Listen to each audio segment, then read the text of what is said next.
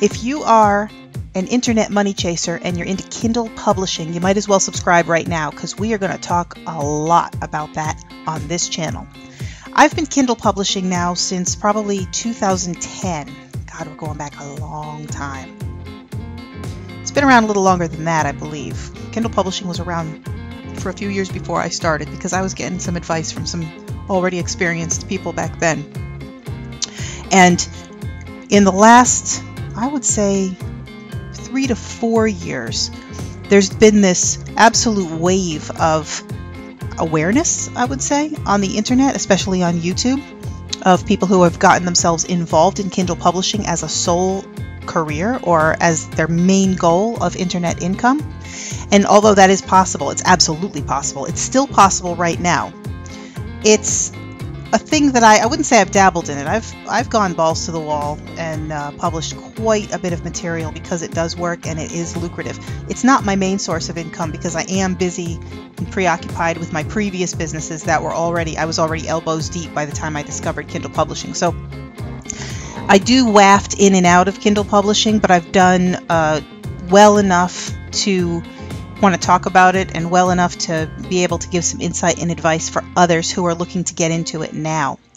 One of the most important things that I could tell you if you're looking for someone to give you advice about Kindle publishing is to try to draw from people who've been around from the beginning and who are still involved doing that same thing at the current time that you're reaching out to look for your information. And the reason for that is that they can tell you the evolution of how things have changed. If you're watching a video from 2014 and you think that you're going to start up this business and you're getting some advice from 2014, you might be in sorry luck when you spend 3 months trying to do the thing that you were learning and you discover that it doesn't work anymore. Very common on the internet. This is common in all avenues of e-commerce and online business.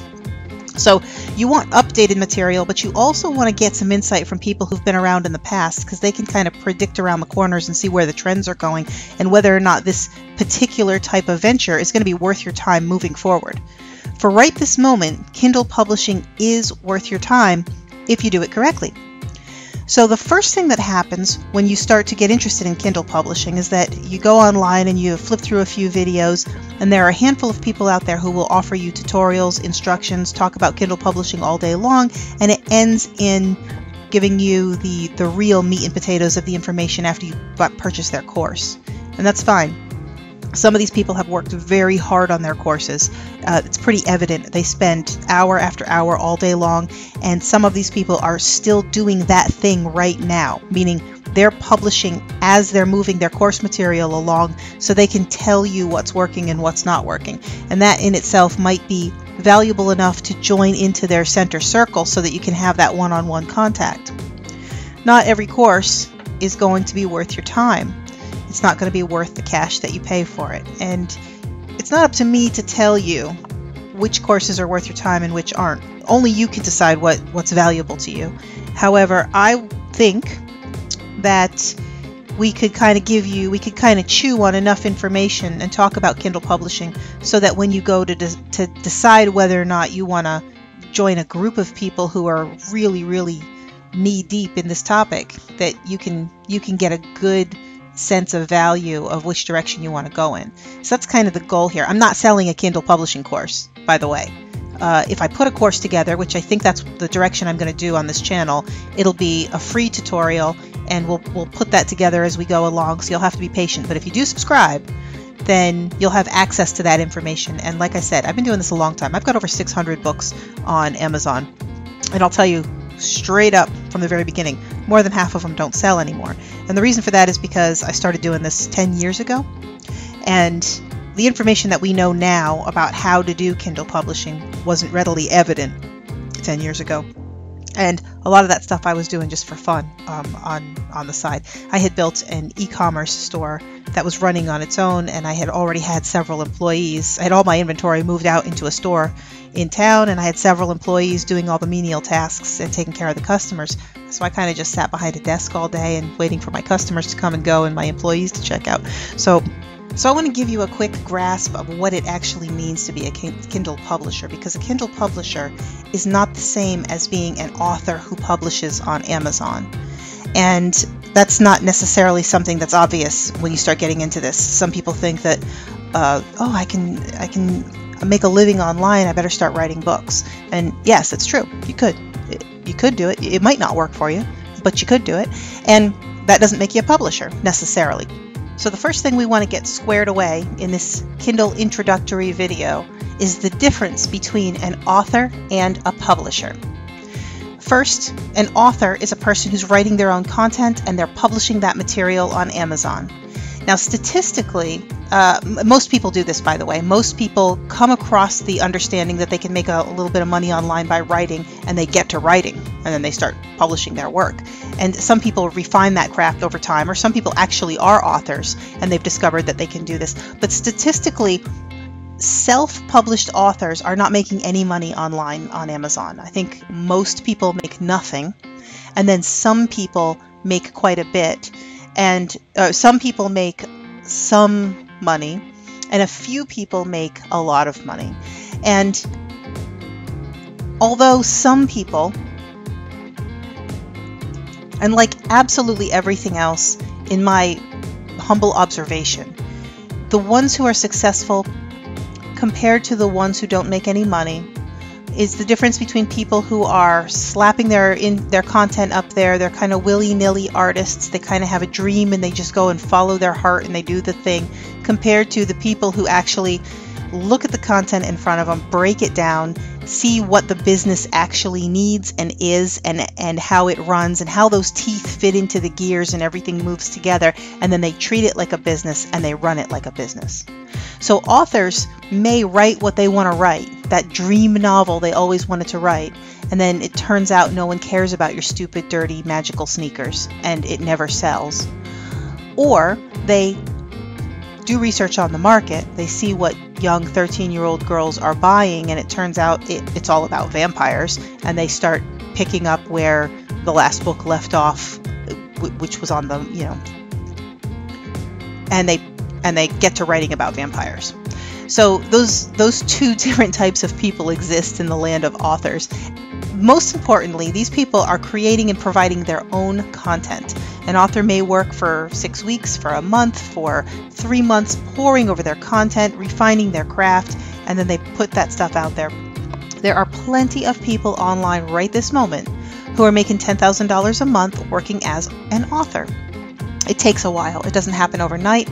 Like everything else, you have to build and nurture your customer base, and you have to keep drawing them back, and you have to engage them, and you have to make them interested in what it is that you're doing. And these authors, the ones who do it correctly, they are doing quite well on Amazon. So if it's a thing that you think you might be interested in, don't stop pursuing that idea because you discover that most people don't make money.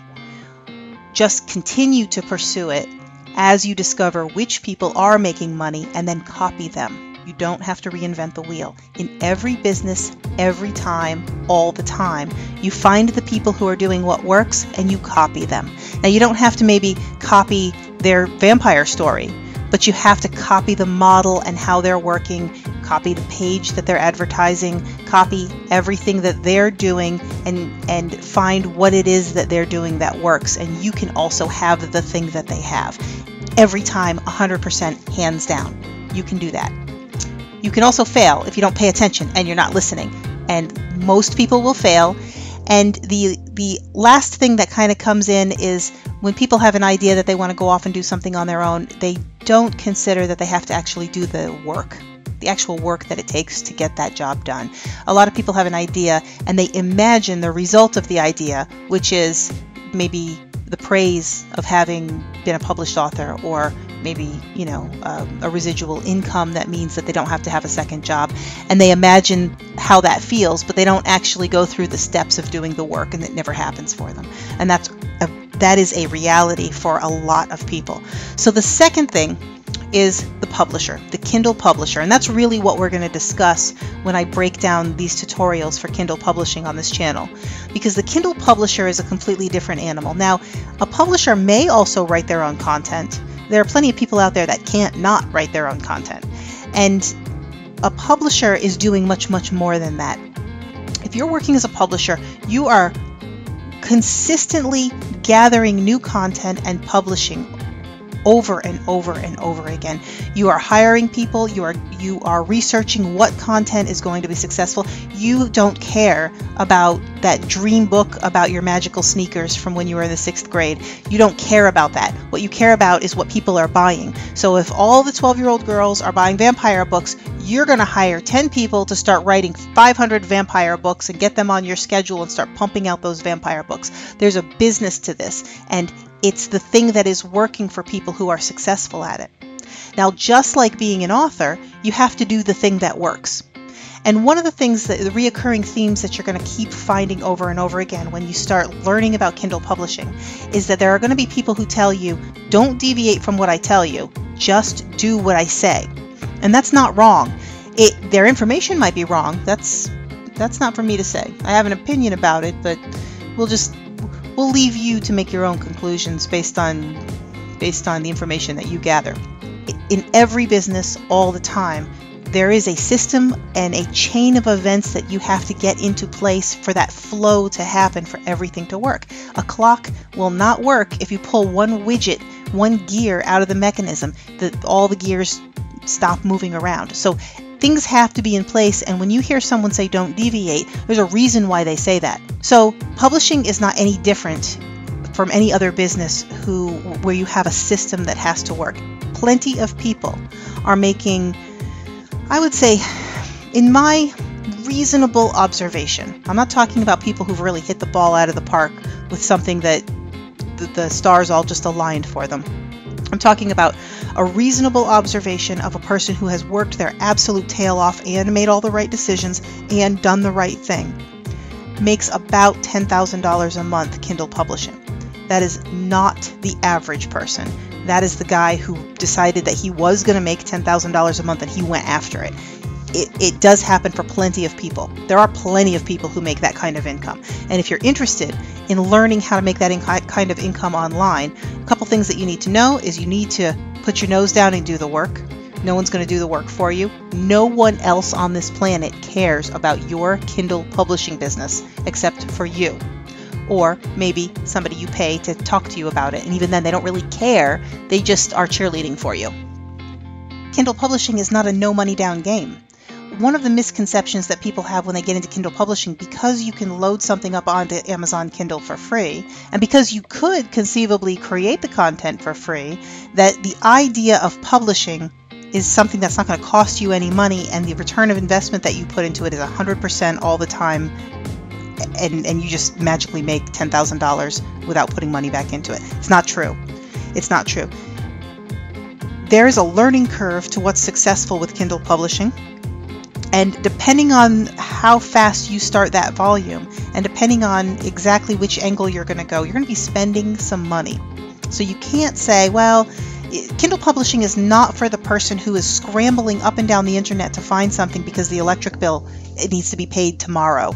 And this is something that you have to say, well, I'm ready to invest in a business, and I'm ready to start thinking about what will reasonably work. So you need to make sure that you have a couple $100 in your pocket to start off, and that's just to start off. I would never recommend that anyone spends more than a couple $100, although you can, and you can successfully, until you really get an idea of what it is that you're doing and you start establishing that personal relationship with the individuals with whom you have to exchange money and services for, because that in itself has a little bit of a learning curve, and you can get swindled and swiped. So you don't just go in like you're storming the shores of Tripoli and you announce that you have $2,000 because the sharks will smell the blood in the water, and that is a noob mistake to make. Keep your shekels in your pocket while you're trying to figure out and absorb the information that you need so that you get a good grasp and understanding of what it is that you have that's required before you start trickling out your money for this type of an investment, because there's a lot involved when it comes to Kindle publishing.